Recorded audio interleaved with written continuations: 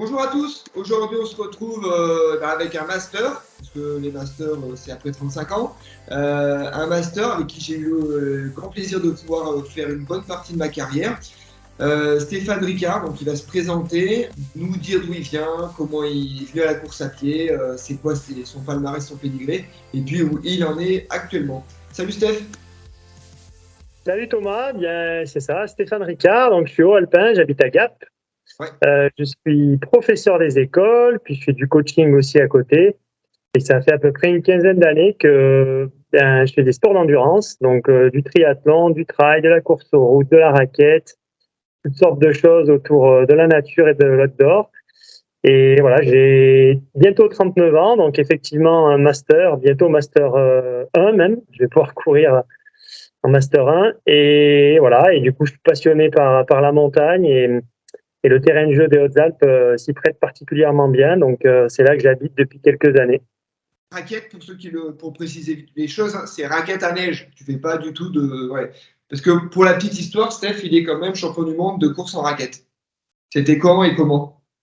Oui, voilà, donc la raquette c'est une discipline vraiment méconnue en France.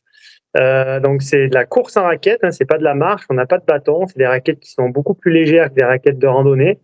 Et en fait, il y a des championnats, il y a des compétitions dans le monde et j'ai gagné 3 fois les championnats du monde en 2014 en Suède, 2016 en Italie, 2018 en Espagne. C'est vraiment une niche hein, dans le sport d'endurance, mais il y a des compétitions en Italie où vous avez presque 5000 participants. C'est très populaire. Voilà, nous en France, c'est un petit peu les trails blancs qui ont pris le dessus sur la raquette. Mais ça se développe avec des fédérations qui sont intéressées pour reprendre la délégation de la raquette au mois de septembre prochain. Voilà, et du coup, j'aurais été l'ambassadeur, et je le suis toujours d'ailleurs, de cette discipline qui m'anime vraiment et qui me passionne parce que c'est un super complément à la pratique du trail. Là, aujourd'hui, t'es prof des écoles, tu as une boîte d'entraînement pour accompagner des coureurs également, donc plutôt porté sport d'endurance. Là, toi, ta carrière sportive, là, aujourd'hui, t'en es où?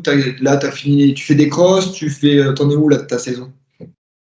Cet hiver, il n'y avait pas de raquettes en fait parce que les championnats du monde de raquettes ont lieu en Patagonie début septembre. Donc ça s'est un petit peu inversé et du coup ouais, je fais plutôt du court quand même. J'ai encore pas vraiment passé le cap du long. J'ai quand même encore du mal.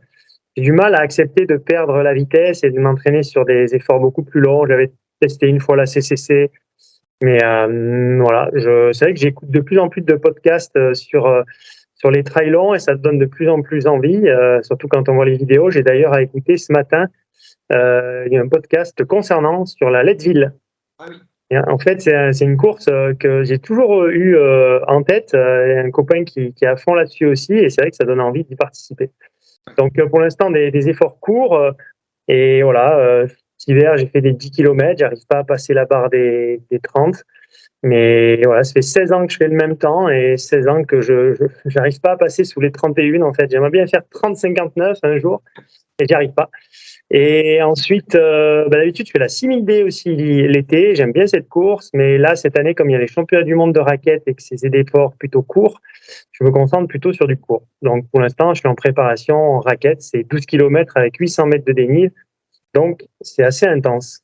Ouais, même si tu fais pas trop de long, mais il me semble que tu avais eu un petit projet avec Nicolas Martin. Vous aviez fait une traversée. Tu peux raconter un peu deux, trois trucs? Oui, en fait, je pense que c'est un peu comme toi et plein d'auditeurs, c'est que la compétition c'est bien, mais le partage autour de notre sport, c'est presque aussi bien, voire mieux. Et en fait, en 2019, on avait fait une traversée qui s'appelait de la Lavande à la glace. Donc, on partait avec Nicolas Martin, donc un trailer reconnu, on va dire. On l'a Euh, interviewé, donc c'est bon. Tout le monde connaît Nicolas Martin sur Onodite.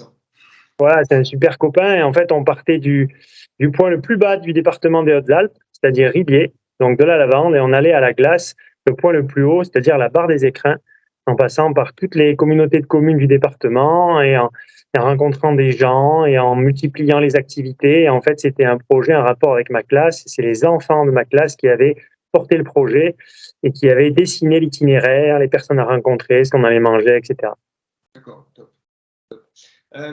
Donc toi, tu nous as dit, en fait, tu es dans les Hautes-Alpes. Euh, plus précisément, là, je crois que tu as pris une casquette supplémentaire dans tes attributions. Tu t'occupes un peu du trail de Gap, c'est ça? Oui, bah, en fait, je suis le parrain de la Gap en Sim. Et voilà, je suis aidé par la ville de Gap et je leur donne un coup de main dans l'organisation. Et en fait, j'essaie de faire venir par mon réseau quelques athlètes qui pourraient jouer les premiers rôles et qui pourraient voilà, mettre en avant aussi ce trail pour en donner un certain niveau. Donc voilà, cette année, ce sera le 2 octobre, le week-end du 1er 2 octobre. Et donc, sur la journée du dimanche, il y a 2 parcours, il y a 25 et 43. Voilà, et donc, du coup, si vous voulez venir, contactez-moi pour la Gap en Sim. Il y a des possibilités d'hébergement. Et en plus, tu dois bien connaître parce qu'on avait fait la reco ensemble, je me rappelle, en 2013, c'était les championnats de France de trail, les premiers championnats de France. Exact. Ouais, c'est une vieille course, hein, les Gap. Ils ont eu quand même une grosse histoire autour du trail avec, c'est vrai qu'il y a un parcours assez engagé. En fait, c'est pas engagé, je dirais. C'est plutôt, on a l'impression quand même rapidement d'être vraiment au milieu alpin et en haute montagne, alors que finalement, on reste quand même dans des coins qui sont pas si éloignés que ça de la ville. Bah, c'est des altitudes qui sont jamais très hautes. Le point culminant, ça va être le pic de Glaise, qui est un peu plus de 2100 mètres d'altitude. Mais voilà, c'est les montagnes qu'il y a autour de Gap, Charence, Glaise, Chaudun, une partie du Champsaur, la vallée du Champsaur, qui fait le lien entre Gap et le Trièves. Et c'est convivial, mais à la fois, il y a un super niveau aussi. C'est une bonne période pour préparer les Templiers, pour préparer la Diagonale des Fous, pour préparer la Saint-Élion. Mais voilà, moi, j'aime bien cette période-là, le mois d'octobre, parce qu'on bascule de l'été à l'automne, même si on est déjà dans l'automne. Mais voilà, donc c'est cool de courir à Gap. Ouais, carrément. Tu y seras pas en tant que participant, toi, tu seras avec ta casquette d'organisateur ou tu vas peut-être mettre un petit dossard? Alors bon, moi je suis pas organisateur en fait, c'est la mairie de Gap qui porte le projet. Je leur donne un coup de main par rapport à ça, mais chaque année j'essaie d'y participer sur l'un des parcours proposés. Donc je sais pas encore ce que je vais faire, mais j'y serai, c'est sûr. Et donc là, en gros, nous, tu es Run Advisor, on aime bien donner deux, trois bons coins, deux, trois, on va dire, bonnes adresses. Si tu devais identifier autour de chez toi des points, enfin, dire des POI, c'est-à-dire les Point of Interest, là, des points où, ouais, globalement, si vous courez dans le secteur, ouais, vous pouvez aller manger une crêpe chez la mère Michel, ou ça serait quoi les petits bons plans de Stéphane Ricard? Bah, il y en a deux qui me viennent tout de suite là, comme ça. Tu as parlé de crêpes, j'adore les crêpes. Il y a la crêperie bretonne, place de la République à Gap, tout proche du départ, à moins de 5 minutes. Et là, c'est cassage de bide en perspective. Donc, il y a un record, 4 crêpes à manger lors du même repas. Après une sortie longue, on avait fait ça avec un copain. Donc la crêperie bretonne. Et puis il y a un endroit aussi qui est pas mal, c'est Equic Lunch. Je mange souvent là le midi. C'est proche de mon école, c'est pareil, c'est toujours au même endroit, centre-ville de Gap. Et c'est une sorte de restaurant bio, mais sous forme de self. Voilà, donc on mange rapidement et voilà, vous arrivez, vous prenez votre dossard, vous allez manger là et ensuite vous pouvez vaquer à vos occupations.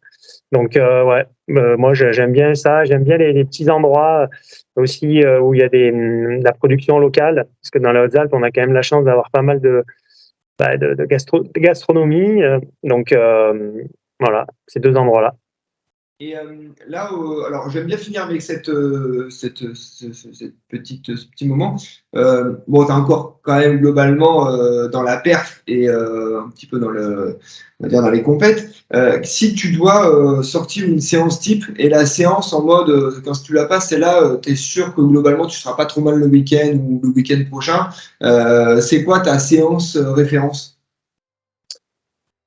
Ouais, on va rester dans le trail. Alors, du coup, ça serait monter tranquille à un sommet, descendre rapide pour casser de la fibre, et ensuite, sur le plat, être capable de poser une trentaine de minutes à 15 à l'heure, par exemple. Donc, un travail sur fatigue, qui est d'ailleurs la base du travail spécifique en trail. C'est vrai que ces séances-là, quand elles passent, on est bien, quoi. Et en plus, elles sont plaisantes parce que parce que la montée, on y va cool, quoi. Donc la descente, on s'amuse, et puis le plat, on essaie de trouver du relâchement. Donc c'est pas très très dur, même si à la base, c'est quand même des grosses séances. Ok. Pour ceux qui ont pas retenu la date, on est sur le 2 octobre, c'est autour de Gap, la Gap en cime. Si pour les costauds, vous pouvez appeler Steph, il vous trouvera un petit dossard. Steph, un grand merci. Merci pour la passion que tu donnes, parce que je sais que l'important c'est de durer, surtout en sport d'endurance, et l'important c'est de durer et surtout de porter des beaux projets. Je sais que tu as à cœur de mettre en valeur ta belle région et de porter les belles valeurs du trail. Donc merci encore, et puis on se retrouve très vite avec un dossard ou sans dossard. Ça marche, merci beaucoup. Salut Steph, bye. Salut, ciao.